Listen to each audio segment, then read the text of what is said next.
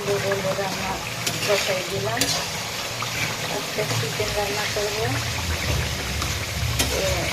আমি পেঁয়াজ এলাচ যা যা লাগে আর কি ওগুলি আগে কী বলে ব্লেন্ডার করে দিচ্ছি।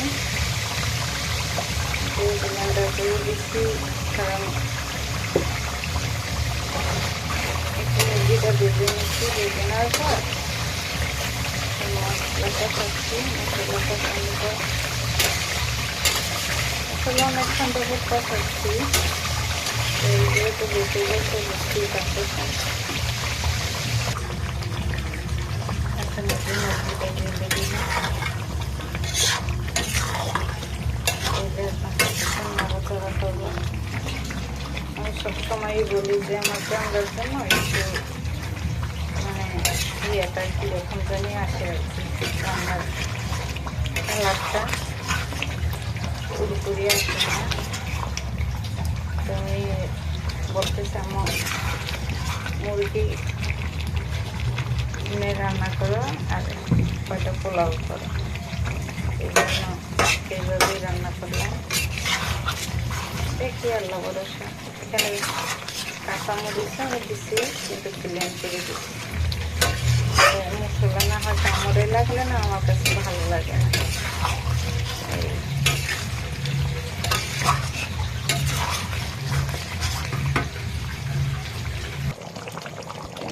হওয়ার পথে রান্না করছি যে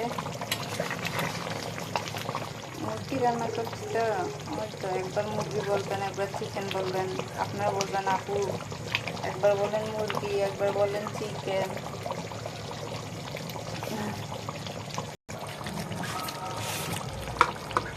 হালকা করে একটু গুঁড়ো দুধ মেরে দিব।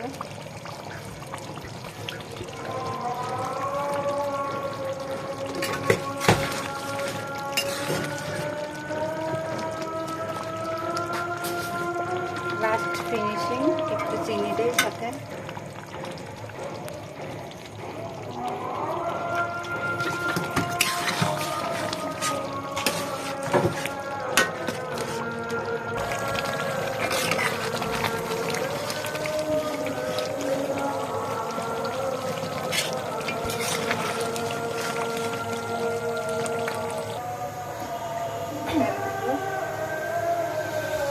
তেলের জন্য আমার সবার কাছে অবজেকশন।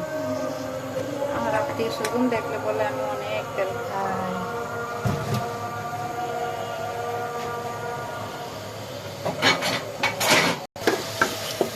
অনেকে রসুন দেয়, আমি রসুন দিই না অবশ্য। পোলাও বসাচ্ছি এখন, পোলাও দিয়ে আর কি মশলা কষাচ্ছি। সবাই আমার চ্যানেলটা একটু ফলো করবেন। আমার জান্নাত, আপনারা একটু ভিডিওটা দেখবেন, তাহলে আমি অনেক আনন্দ পাই।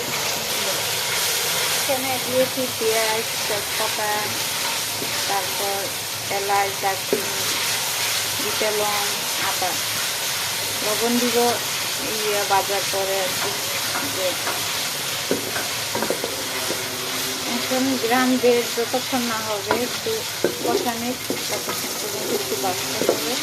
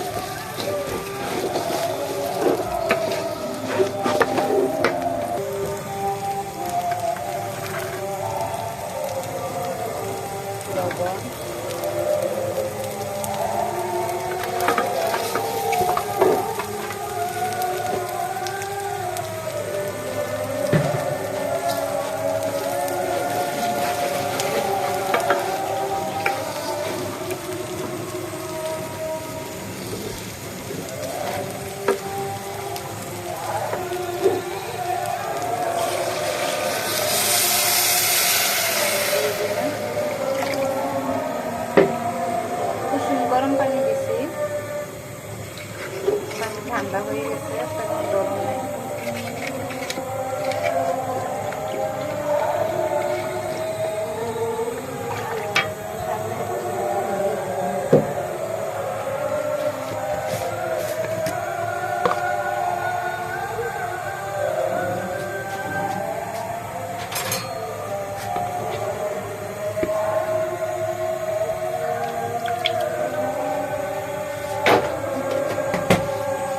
গুঁড়া দুধটা দিলে ফ্লেভারটা ভালো আসে।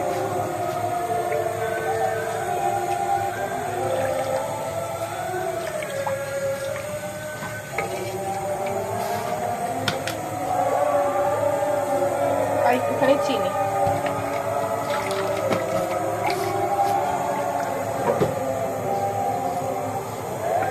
অনেকে লেবু দেয়, লেবু দিলে আস্তে আস্তে থাকে চালটা।